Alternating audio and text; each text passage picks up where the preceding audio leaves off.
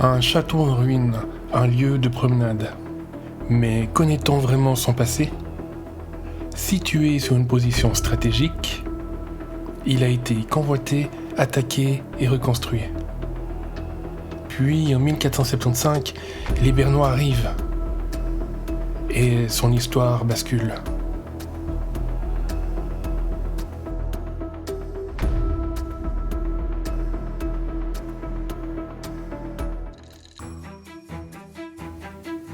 Le château d'Orbe. Aujourd'hui, un espace ouvert, une terrasse sur la ville. De son passé prestigieux, il ne reste que quelques vestiges. Construit au XIIIe siècle, ce château a été agrandi au fil des siècles avant d'être partiellement détruit en 1475. Aujourd'hui, ce lieu est un espace de promenade et de rencontre, loin de son passé de résidence seigneuriale. Ici, quelques traces à peine visibles témoignent de l'ancienne muraille qui entourait le château. Ce lieu a vu passer les siècles. Mais que nous reste-t-il de son histoire ?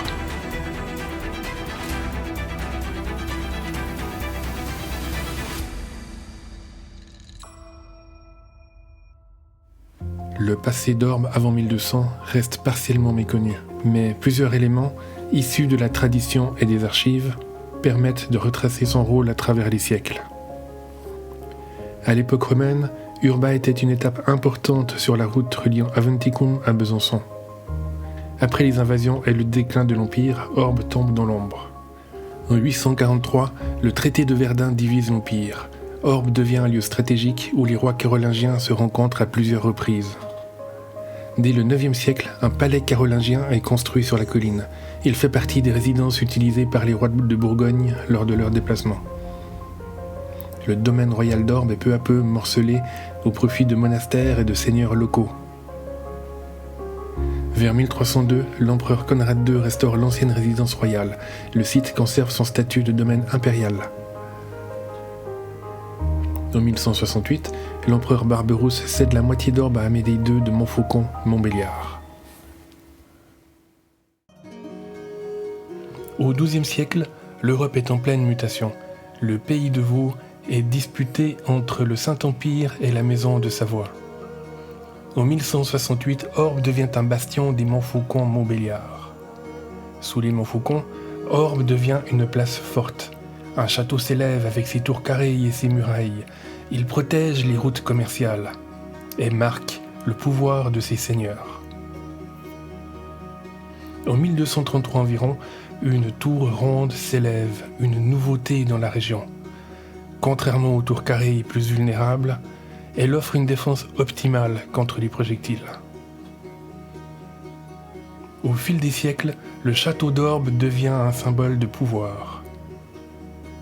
Mais qui étaient ces seigneurs ? Comment ont-ils façonné son destin ? Après les premières victoires en Alsace, les confédérés suisses lancent une campagne dans le pays de Vaud, alors sous domination de la Maison de Savoie, alliée de Charles le Téméraire. Fin février 1475, ils assiègent le château de Grandson, verrou stratégique sur la route entre Neuchâtel et Lausanne. Après 6 jours de siège, la place capitule. La garnison bourguignonne, accusée de trahison, est exécutée sans merci, pendue, noyée ou massacrée. Les Suisses poursuivent leur avancée. Le château de Chambon est incendié, puis Yverdon est occupé sans combat. À Orbe, l'angoisse monte. Faut-il résister ou capituler face à cette armée irrésistible ? Les bourgeois d'Orbe, partagés entre loyauté et prudence, envoient une délégation aux confédérés. Le 1er mai 1475, la ville ouvre ses portes. Les Suisses entrent sans combattre, imposant leur autorité. Mais sur la colline, le château résiste encore. Nicolas de Joux et sa garnison refusent de se rendre. Le 2 mai, les confédérés tentent un premier assaut. Ils se ruent contre les portes, essayent d'escalader les remparts. Mais Nicolas de Joux et ses 400 hommes tiennent bon. Plusieurs assaillants tombent sous les projectiles. Mais au matin du 3 mai, tout change. L'artillerie bernoise entre en scène. Sous les ordres du maître artificier Gentillier, des coulevrines sont hissées dans la tour de l'église. Depuis les hauteurs, les boulets pleuvent sur les créneaux. Les défenseurs doivent reculer. Les confédérés s'engouffrent dans l'enceinte. La garnison recule vers la cour intérieure. Nicolas de Joux refuse toujours de se rendre. Avec ses derniers hommes, il se retranche dans le donjon. Des Lucernois découvrent un escalier dans l'épaisseur du mur. Et silencieusement, ils progressent et atteignent la salle supérieure. Ils surgissent alors au sommet du donjon, surprenant les défenseurs, fendant le crâne du chevalier de Joux et précipitent les derniers défenseurs par-dessus les murailles. La fureur des vainqueurs est sans limite. Les derniers survivants passent par-dessus les murs. Le château d'Orbe est tombé. Nicolas de Joux est mort. Orbe est désormais sous domination confédérée. 5 mois plus tard, au novembre 1475, les confédérés quittent Orbe. Avant de partir, ils incendient le château pour empêcher Charles le Téméraire de le récupérer. Mais seules les charpentes et les planchers partent en fumée. Les murs, tours et soubassements de pierre résistent aux flammes. Nicolas de Joux repose quelque part, peut-être au couvent Sainte-Claire. Et, avec lui, disparaît la dernière lueur de gloire du château d'Orbe. Les confédérés sont partis, laissant un château en ruine qui commence à servir de carrière de pierre. Aujourd'hui, on peut donc retrouver des restes de l'ancien château dispersés dans des murs, des maisons. Dès 1476, Orbe devient un bailliage commun de Fribourg et de Berne. Le château, lui, n'est plus une forteresse. Seules quelques parties sont restaurées, notamment pour servir de prison. Au fil des siècles, les besoins changent. Le donjon et certaines tours deviennent des entrepôts, puis des bâtiments administratifs. Mais sans entretien, le château tombe en ruine. En 1804, il est vendu comme carrière de pierre. Ses murs disparaissent peu à peu.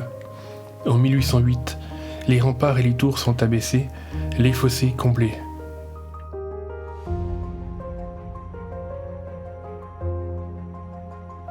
En 1835, l'esplanade est étendue vers le nord, doublant sa surface après la démolition des tours et le comblement des fossés.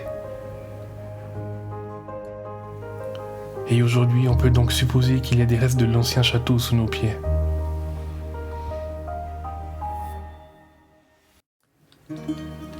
Le château d'Orbe n'est plus une forteresse.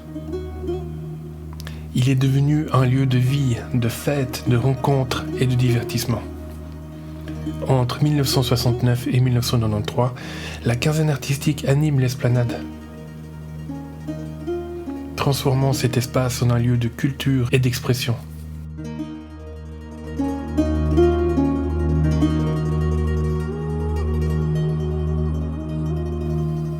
D'autres festivals et animations occupent régulièrement cet espace de mort devenu espace de vie. Aujourd'hui, le château et la tour carrée de l'église sont devenus l'icône d'Orbe. Ces silhouettes dominent la ville. L'esplanade est aujourd'hui un lieu de promenade et de jeu pour les enfants comme pour les adultes. En marchant, la vue s'ouvre. Le Jura, le bas de la ville, la plaine de l'Orbe jusqu'à Yverdon et par beau temps, les Alpes. Si vous n'avez pas peur des escaliers, la tour ronde se visite et offre un magnifique panorama circulaire à ne pas manquer.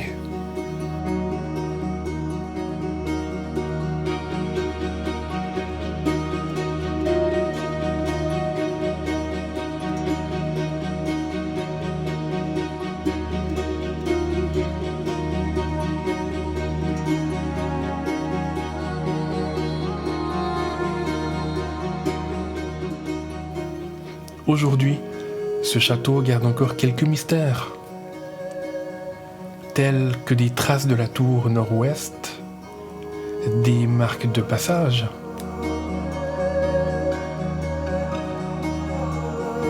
des bouts de murailles retrouvés,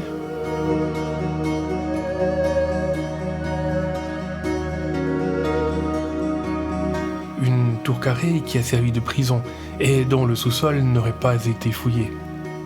De ces lieux, une légende se raconte. Un passage secret partirait-il de la tour carrée en direction de Bosséa ? Un château disparaît, mais son histoire ne s'éteint jamais. À Orbe, sous nos pieds, le passé attend encore d'être découvert.